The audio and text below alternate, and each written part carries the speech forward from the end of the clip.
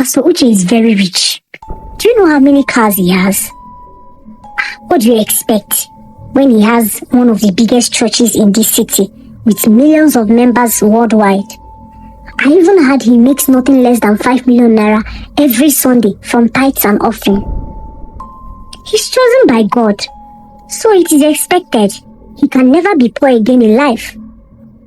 You see, the owner of that mall is his member. She doesn't collect a dime from him whenever he goes there to buy groceries. I even heard that a member of his church gifted him a mansion just last month.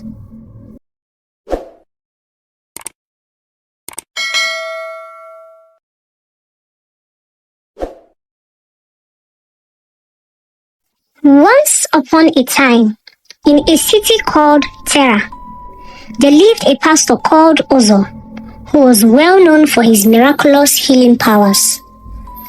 Everyone adored and respected him because they thought the power of God was in him. But unknown to them, Ozo was a fake pastor who turned his back on God out of greed and sold his soul to the devil in exchange for powers. Ozo was raised in a Christian family. His father was a dedicated pastor and his mom was a deaconess. He was their only child, and they made sure that Ozo never missed Sunday service or any church activities. Ozo was also the youth leader of his father's church at a young age, and he was always preaching the gospel and sermon to his friends and sometimes to the congregation. Everyone loved Ozo because of his uprightness and how godly he was. They enjoyed his sermons and would often love to listen to him preach. He was nicknamed the Young Preacher. When Ozo turned 18, he decided he would be a pastor, just like his father. He told his father of his intentions to be a pastor, just like him, and his father was very happy and glad. His father, Mr. Matthew, loved God with all his heart and made sure that his family also did the same. So he was very proud of Ozo for the path he made up his mind to follow. When Ozo turned 22, he decided to start his own church. He told his father about his intentions to spread the word of God and how he wanted to open his own church in the city where there were lots of people. His father granted his requests and gave Ozo his blessings. After fasting and praying fervently, Ozo decided to relocate to a big city called Terra. He packed his things, and when he got to Terra, it was very late in the night. There was no room in any of the affordable hotels, so Ozo was helpless. He walked down the streets of Terra with his luggage in his hands, looking for a place to spend the night. This was when he met Frank, a cab driver in Terra who was still a bachelor. Ozo explained his situation to Frank, and Frank had pity on him. He took Ozo to his house to spend the night. Ozo was very grateful to Frank, and after that day, they became very close friends. As they both laid on the bed to sleep that night, something bothered Ozo, so he asked Frank, "How is it possible that all the hotels in Terra are full? Is it always this way?" Frank laughed at Ozo because he was naive and new to the city. Frank explained to Ozo that once in every year, a lot of people from other towns and countries often came to Terra town to attend a very special church program being held by a popular pastor called Pastor Uche. Pastor Uche was well known for his powerful miracles, healing powers, and prophecies. People often traveled from far and wide just to meet him. Ozo thanked Frank for his explanation and slept off. The next day, Frank took Uzo around Terra. Unfortunately, he found a small hall which he rented for his church. He bought some chairs and printed a banner. Then he started his ministry. Pastor Uzo would go around the city, preaching the word of God to the residents. Only a few people loved the way he preached and they started attending his church, while the other people were more focused on miracles and prophecies. A month after Uzo started his church, he had only a few members in his church building, including the cab driver. Pastor Uzo's members were faithful and very dedicated to the things of God, and this made him very happy because that was what he always wanted. But one fateful day, Pastor Uzo was walking down the streets of Terra when a very luxurious car drove past him. The car stopped in front of a mall, and a very young man, almost the same age as Pastor Uzo, stepped down from the car. As Pastor Uzo watched the man enter the mall, he overheard two men talking about Pastor Uche behind him. Pastor Uche is very rich. Do you know how many cars he has? What do you expect when he has one of the biggest churches in this city with millions of members worldwide? I even heard he makes nothing less than 5 million naira every Sunday from tithes and offering. He's chosen by God, so it is expected he can never be poor again in life. You see, the owner of that mall is his member. She doesn't collect a dime from him whenever he goes there to buy groceries. I even heard that a member of his church gifted him a mansion just last month. Uzo couldn't control his curiosity anymore, so he went to meet the two men and started asking them questions about Pastor Uche. He remembered that Frank once told him about Pastor Uche, but they didn't talk much about him. Pastor Uzo got to know that Pastor Uche came to the city of Terra only 2 years ago, and he owns one of the biggest churches in the town already. He was a millionaire who gets cash and property from his numerous members as gifts from time to time. The following Sunday, after Sunday service at Uzo's church, he counted the offerings and tithes and was strangely dissatisfied with the amount he realized. The story he had about Pastor Uche crept into his thoughts once again, and he found himself being envious and greedy. The next day, Pastor Uzo decided to visit Pastor Uche's church. When he got there, he was shocked at the number of members he had. What got him more shocked was the fact that Pastor Uche stood on the pulpit and preached for just 30 minutes before stepping down. Uzo was disappointed that Pastor Uche didn't talk about salvation, except riches, success, wealth, and prosperity. I can preach better than this man. I preach for 2 long hours and get peanuts, but he's talking for just 30 minutes and he's making millions. I have to do something to get members as well. While he walked home from Pastor Uche's church, he couldn't stop thinking about what he witnessed. He remembered how the members danced in groups to give their offerings, and how a single member gave a tithe of 1 million naira. Pastor Uzo suddenly found himself being swallowed in greed and envy. He became very restless and desperately wanted to be like Pastor Uche. The following Sunday, after church service, Uzo and Frank counted the offerings the member gave, and Frank could see how disappointed Uzo was. "What is the matter?" Frank asked him. Uzo hesitated for a while and then he told Frank, "I went to Uche's church some days ago and I was shocked by what I saw. Pastor Uche got a tithe of 1 million naira on that Sunday alone, amongst the other offerings his members gave. I'm a good preacher and I love God, yet I don't earn up to 10,000 naira every week. Why can't I get members like him? Frank looked at Ozo with pity. He understood what Ozo was feeling because he always looked at other rich people and asked himself why he was not as rich as them, despite how hardworking he was. Frank said to Ozo, "People flock to Uche's church because he can perform miracles. He can heal the sick, and he can also give prophecies. People love these things, and they don't really care about salvation. They only want miracles and blessings. But I am not yet spiritually strong enough to perform miracles.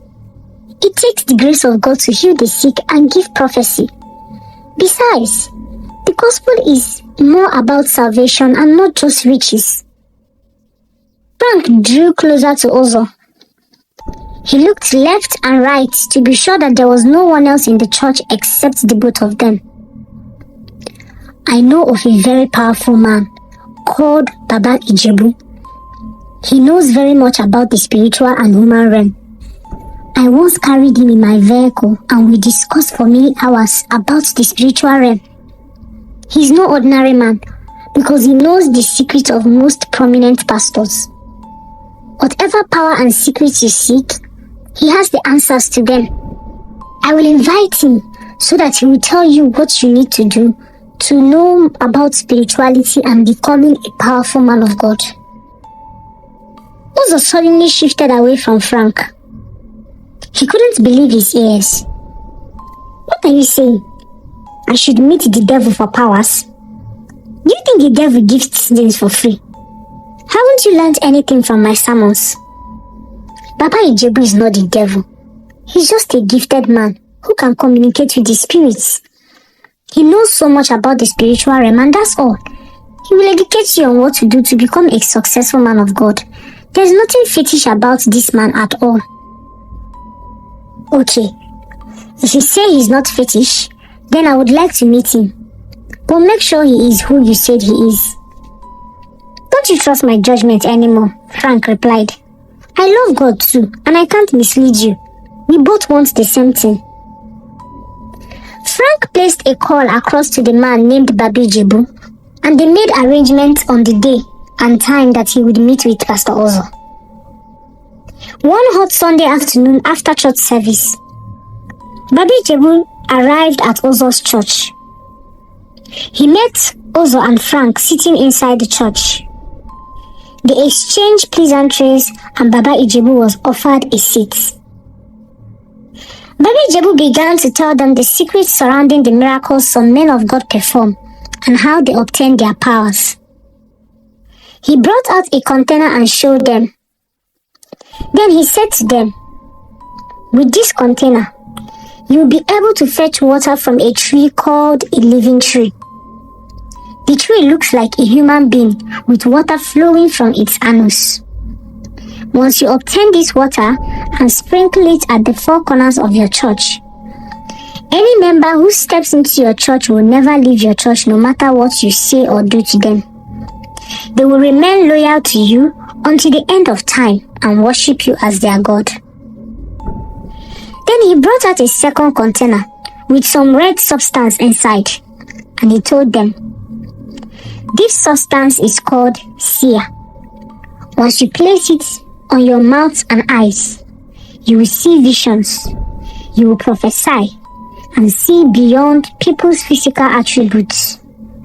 Not only that, you will heal the sick and perform miracles.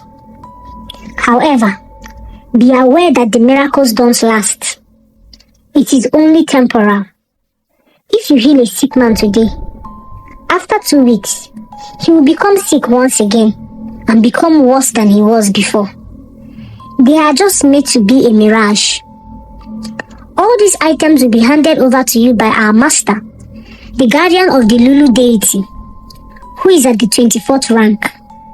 Once you follow me to our realm, all these products will be yours. But first, you need to be our member and start operating from rank 1 under Master Lulu. As time progresses, you will start growing up in ranks." Ozo was shocked and couldn't believe what his ears were hearing. He turned and looked at Frank in amazement with his eyes widened. Then he turned around once again and asked Baba Ijebu, "Where is your realm located?" "Our realm is located outside the human realm, beyond the comprehension of human eyes. I am only a representative sent by the Master Lulu to help poor men of God like you recruit souls to our kingdom. In return, we will give you endless powers and you will become wealthy. If you are interested, I can take you to our kingdom.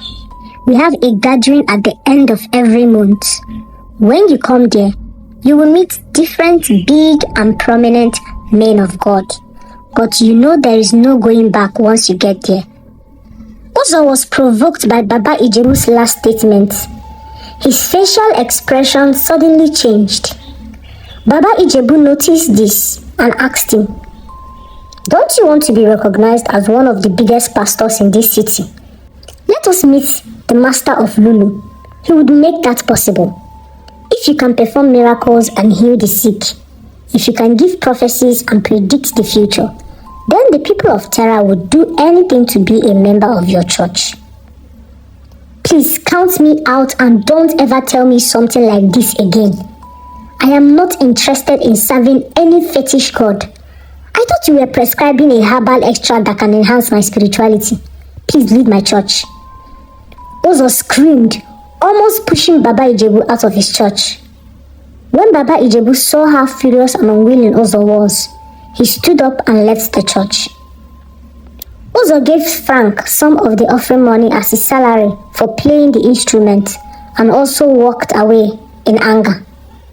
But just as a seed planted on a fertile soil, the words of Baba Ijebu remained in Uzo's thoughts. After that day, Uzo increased his prayers and prepared his sermons to be more powerful. He went out often to preach and spread the gospel and increased his time with God. But 1 month later, his church still remained the same. In fact, from the 15 members he once had, 3 of them were no longer coming to his church. Uzo felt disappointed in himself and felt like a failure. Pastor Uche's church continued to increase, so he built another branch outside of town, but Uzo was struggling to keep the little members he had. He began to think about Baba Ijebu's words. "Don't you want to be recognized as one of the biggest pastors in this city? Let us meet the guardian of Lulu. He will make that possible. If you can perform miracles and heal the sick, you can give prophecies and predict the future. Then the people of Terra would do anything to be a member of your church." On different occasions, Frank, his friend, tried to convince Uzo to do what Baba Ijebu told him, but Uzo refused to listen. Uzo was brought up in a Christian home, so his faith was very strong. However, recent events were pushing him to break his vow to God. The next Sunday, Pastor Uzo was preaching on the pulpit when a woman rushed into the church with her sick daughter. Pastor, please help me. My daughter is dying. She's very sick. Pray for her and heal her, Pastor." All the members widened their eyes in anticipation of a miracle for the first time as Pastor Uzo laid his hands on the sick girl and shouted, "In the name of Jesus Christ, I command you, spirit of sickness, to leave her body right now." But the young girl remained unconscious. Pastor Uzo felt disappointed. He screamed again with his hands on the girl's head. "I declare your body free from sickness in Jesus' name." But nothing happened. The woman carried her daughter out of anger and yelled at Pastor Uzo, "You fake pastor! If only Pastor Uche would touch my daughter, I'm sure she would be healed instantly." Pastor Uzo watched as the woman left his church with her daughter. He felt humiliated and ashamed.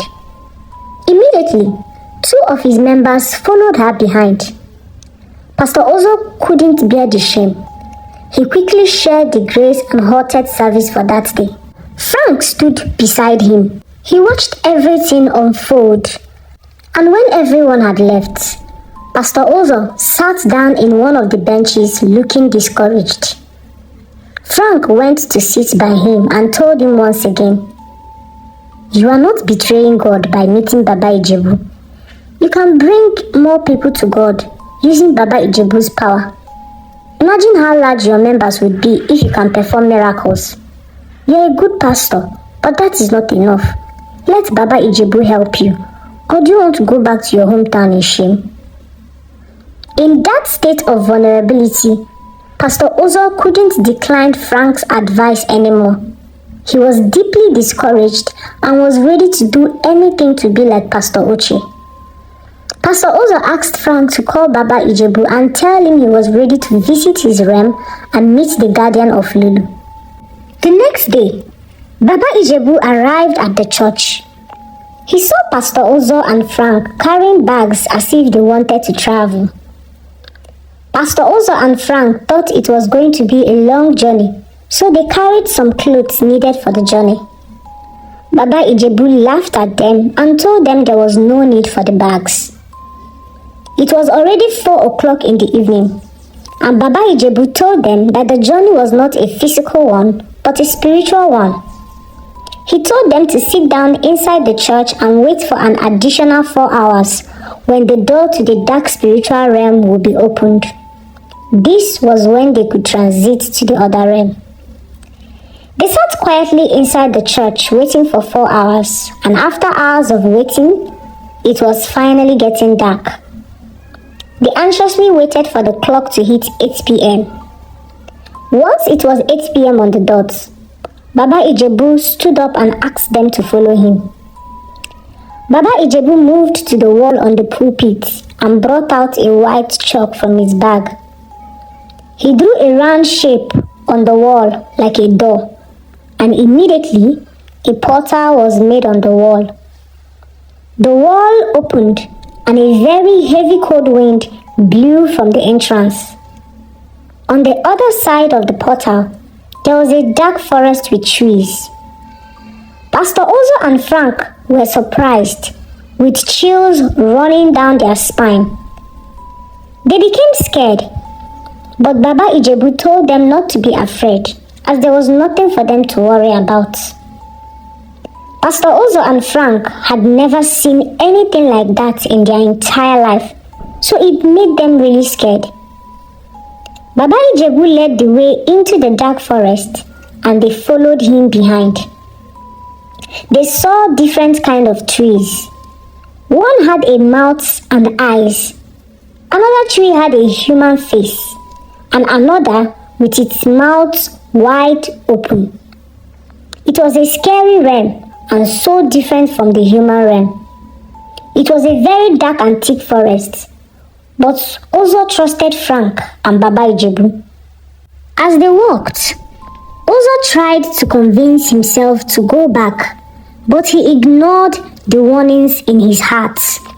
He told himself that he would be bringing more people to God by doing this. They walked and walked until they arrived at a very big temple with a human statue in front of it. Baba Ijebu walked into the temple and they followed. But as soon as they walked into the temple, a very deep voice echoed, "Who are those walking into my temple with their shoes on? Remove your shoes." Frank and Ozor became very scared and nearly peed in their pants. They quickly removed their shoes as the voice instructed and walked into the huge temple. When they got there, they both knelt down before the altar, and a man looking very old with no eyes on his face and a long white beard appeared. He was wearing a robe that covered his entire body. He said in a voice that echoed, "I am the guardian of Lulu, the 24th master and the overall master of the Lulu realm. What have you come to seek, you narrow-minded mortals?"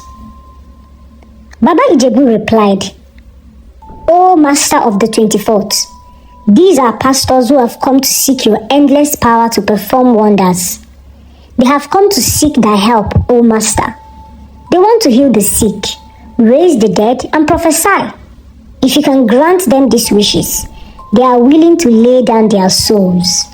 Their souls will be yours, and the wonders they perform will be to your glory, O Master." The master let out a loud laughter and asked them, "Are you willing to give your souls to me? Do you promise to bring more souls?" Pastor Ozo quickly nodded in agreement. The master pointed to a basin by the corner of the temple and asked them to wash their hands, which they did. He gave Pastor Ozo a container and told him to always apply the contents on his lips before holding any service. He told Ozo that his members would believe every word that comes out of his mouth and would not have any reason to doubt him. He gave Pastor Ozo a second container and told him, "Apply the contents of this container to your eyes, and you will see the vision to prophesy and heal people when you lay your hands on them. But one thing is very important. Never mention the name above every other name, the name that Christians mention when they perform miracles." Pastor Ozo became confused and asked him, "Do you mean the name of Jesus Christ?" Immediately, there was a great thunder strike and lightning across the whole temple. Everywhere shook for a few minutes and then became still. The master fell on the ground and became very angry. He screamed at Pastor Ozo, "How dare you mention that name here? Didn't I warn you not to mention that name?" Baba Ijebu fell down to his face, pleading on their behalf. "Oh Master, let their anger be calm. They are still new and perhaps do not know the rule yet. Please remember they are souls willing to work for you." The master calmed down and brought out a white bottle. He gave it to Ozo and said, "Use this container to fetch water from the living tree outside the temple and sprinkle this water inside the church premises every day. Anyone who steps into your church will have no reason to leave. In no time, you will have numerous members willing to defend and die for you." Pastor Ozo was very happy. He smiled because all that he always dreamt of were suddenly coming to pass. The master gave him a white chalk and told him that he should use it to transition between the mortal realm and the spiritual. And he also told Ozo to always attend their meetings, which was held every last day of the month. When Ozo shows up at the next meeting, then he would be told what he needs to bring in exchange for the powers that he is given. Baba Ijebu, Pastor Ozo, and Frank were very excited. They thanked the master and left the temple immediately. Baba Ijebu took Frank and Ozo through a door inside the house. When they passed through the door, it was like a portal to a different world. Ozo found himself inside another forest. He could not tell if it was day or night because the sky was very red and there was no sun or moon. The trees were so long that you can't see where they ended, and there were flowers that looked like snakes. Ozo and Frank followed Baba Ijebu until they walked through the forest and arrived at a very big tree which was bigger than the rest and stood on its own. The tree looked like a human with water running through the anus. Baba Ijebu told Pastor Ozo to quickly fetch water from the tree, which Pastor Ozo did immediately. After taking the water, they went back through the entrance and appeared at the church. They were very happy that they had succeeded and were surprised that it was even easier than they had initially thought. But unknown to them, they would eventually have to pay through their nose. They did as the man instructed. They took the water and poured it at the four corners of the church just as they were instructed. Ozo started to use the substance. He applied it on his mouth and went out to the streets to resume his preaching as usual. While he was preaching on the streets, he saw a blind man who was singing and begging for alms from passerbys. Uzzah walked up to the man and prayed for him. Then suddenly, the man regained his sight and started jubilation. People gathered around them and asked what happened. The man, who was once blind, explained to them that he was blind from birth, but after Uzzah prayed for him, he regained his sight. Everyone was surprised and marveled at the miracle. So they started asking Uzzah where his church was. They were very curious.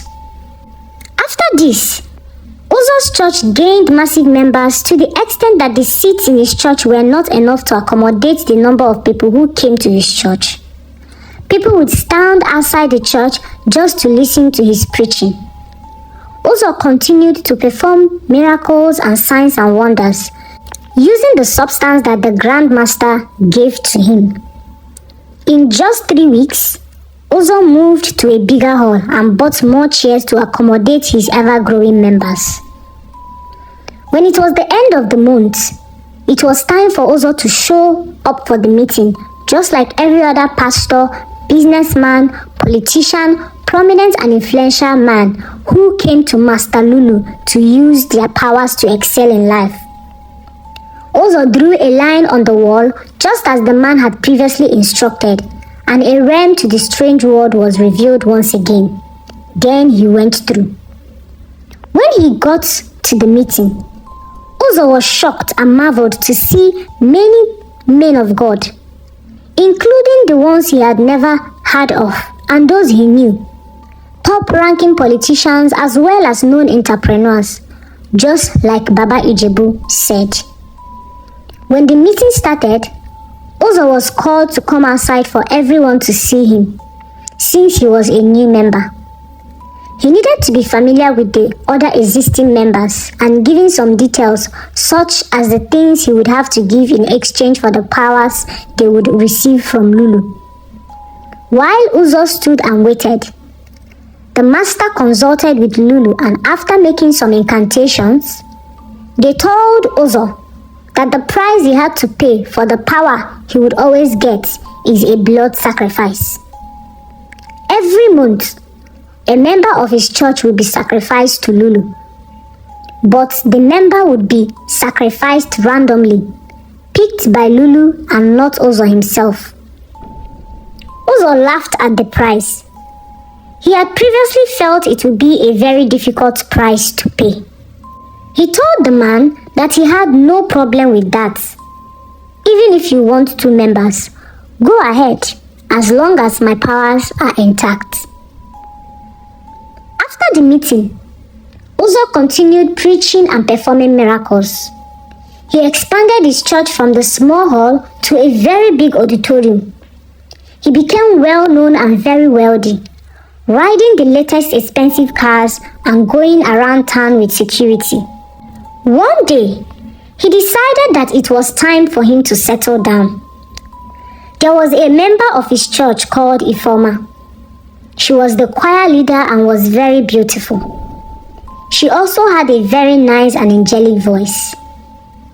Uzzah had feelings for Ifeoma, so he asked her out and told her that the Lord appeared to him in a dream and told him that she would be his wife.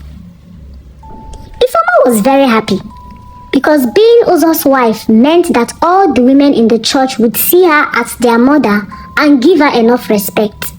So she accepted to marry him.